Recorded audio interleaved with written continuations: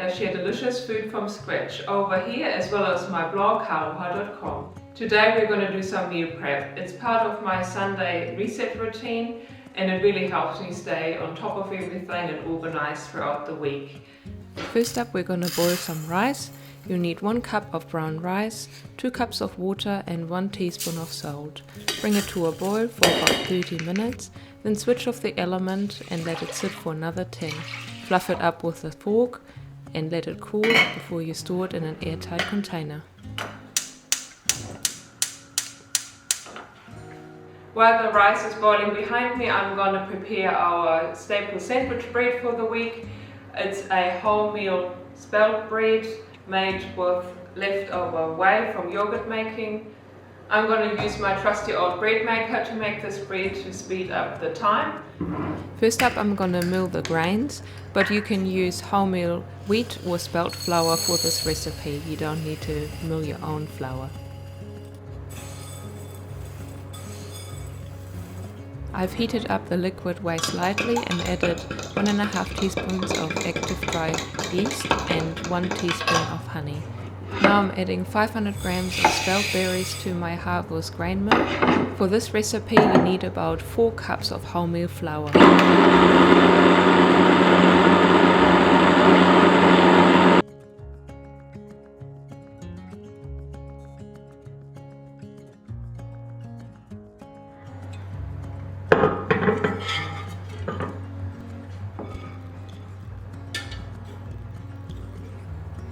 Now I'm adding the flour to the bread maker bowl as well as 1.5 teaspoons of salt and 3 tablespoons of oil. I use extra virgin sunflower oil, but any mild oil will do.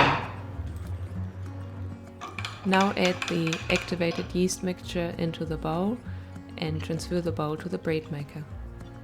To make this bread without a bread maker, simply combine all ingredients in a large bowl, knead for 5 minutes, let it rise for 2 hours and bake in a preheated oven at 350 Fahrenheit or 180 degrees Celsius for 30 minutes. The brown rice is now cooked and ready to be fluffed up. Let's get a yogurt started. For the homemade yogurt, I'm using 3 liters of whole milk. In the US, for my US viewers, I think this is about 12.5 cups or 100 liquid ounces. I'm having some leftover yogurt from last week, about 3 big tablespoons, 3 to 4 tablespoons, and my Instant Pot. Important, this is learning we're doing. You need to have different seals for different types of food when it comes to yogurt. So this is my seal that I'm using for casseroles, stews, bone broth, chicken stock, all that kind of stuff. But for my yogurt making, I'm only using this seal.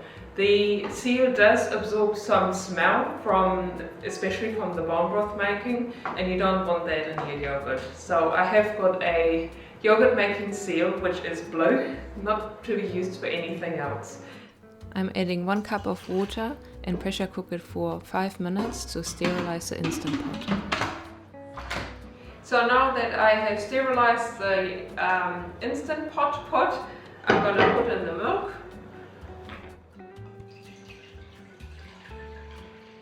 And I'm going to put it back into the Instant Pot. On the yogurt function it has a boil. Now I'm preparing my homemade Tuscan Spice mix, which typically lasts me about 3 to 4 weeks. I use it for roast vegetables, chicken and pesto sauces. You will need 1 tablespoon of marjoram, 2 teaspoons of fennel seeds, 1 tablespoon of oregano, 1 tablespoon of dried thyme, 1 tablespoon of basil, 2 teaspoons of rosemary, 2 teaspoons of garlic powder, 2 teaspoons of salt, and 1 teaspoon of ground black pepper.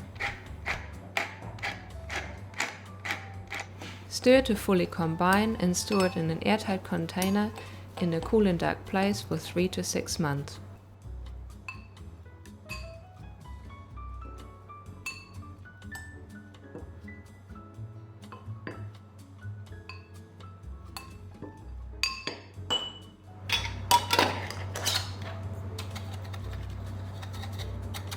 And there you have it, your homemade Tuscan Spice mix. I'm going to use it to season my roast vegetables now. For the roast vegetables, I have whatever is in season really, but at the moment what I've found in our veggie drawer is a couple of red onions, some courgette or zucchini, some bell peppers and a few mushrooms.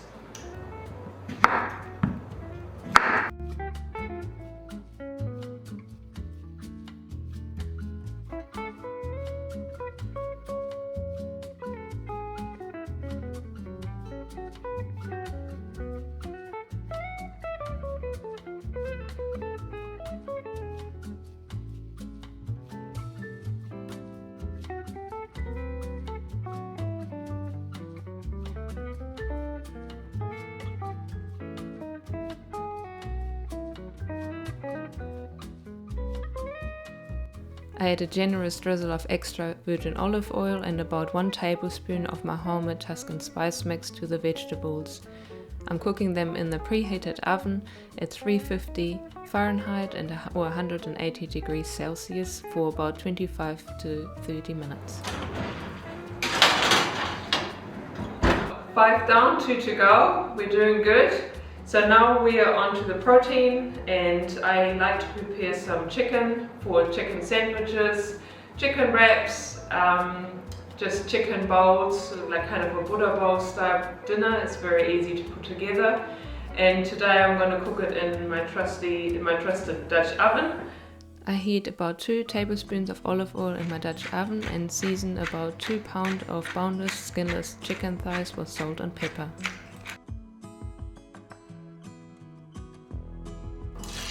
I sear the chicken thighs for about 2 minutes on each side before transferring them to a clean plate.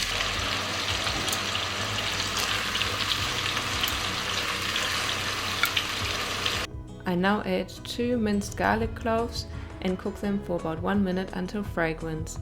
After that, I deglaze the bottom of the pan with a 1/4 cup of white wine and I scrape up any brown bits at the bottom. I now add 3/4 cup of chicken stock, 1 teaspoon of Worcester sauce, 1/2 teaspoon of dried thyme and oregano.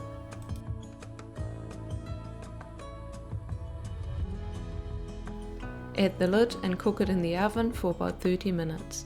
But wait, first we have to remove the vegetables.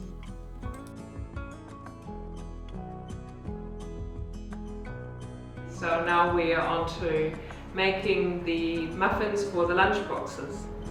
For my wholemeal apple carrot muffins, we'll need 2 cups of wholemeal flour, 1 cup of oats, 3/4 cup of brown sugar, 1 teaspoon of vanilla extract, 2 teaspoons of ground cinnamon, 1/2 cup of softened butter, 2 eggs, about 1 cup of grated carrots, about 1 cup of grated apple, 3/4 cup of whey, but you can also use milk, 1/2 cup of raisins and 2 teaspoons of baking powder.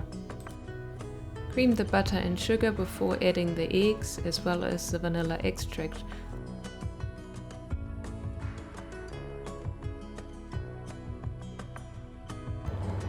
Combine the dry ingredients and grate the apple and carrots.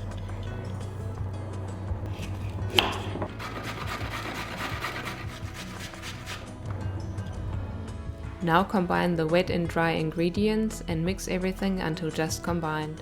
Be careful not to overmix at this stage. Fill muffin cups with batter and bake the muffins at 400 degrees Fahrenheit or 200 degrees Celsius for 20 minutes. But first we have to remove the chicken thighs from the oven. Now that the milk for the yogurt has boiled, we need to cool it down to 100 degrees Fahrenheit or 40 degrees Celsius before we're adding our leftover yogurt. The yogurt will now set in 8 hours in the Instant Pot. After that, I drain off the whey with a colander and a kitchen cloth. Now comes to my favorite part of the meal prepping routine, when I can package up the delicious food I've just created from scratch. Today I've meal prepped 7 items, which is about the maximum that I would do in a given week. If you're just getting started, I suggest you start with a couple of simple items like boiled eggs or roast chicken. I've added a link in the description box below to a full blog post about my meal prep routine and a cheat sheet that you can download. So please like and subscribe this video if you enjoyed it, and I see you next time. Bye! Well, almost done. Let's not forget the dishes.